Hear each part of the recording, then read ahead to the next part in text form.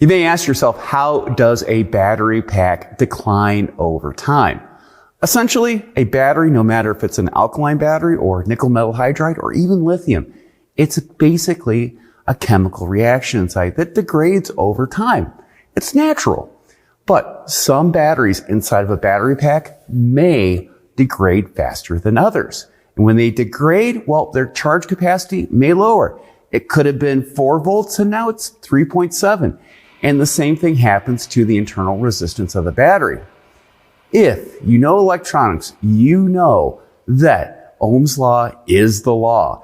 And when you change the internal resistance, you're changing how that battery is charged.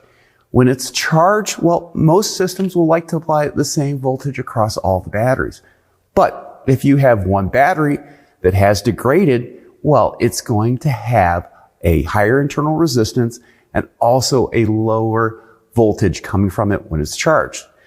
It creates a bottleneck for the system because you cannot charge all the batteries at the optimal one.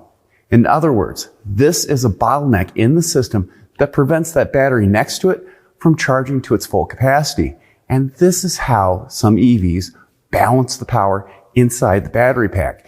Because over time, the modules inside of this, which are typically comprised of multiple batteries, and then you have multiple modules.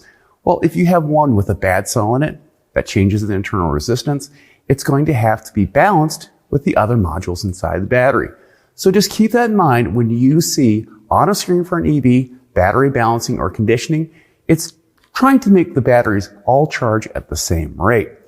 In some cases, you're going to have to replace that battery because you have an unbalanced battery or even a module inside the battery.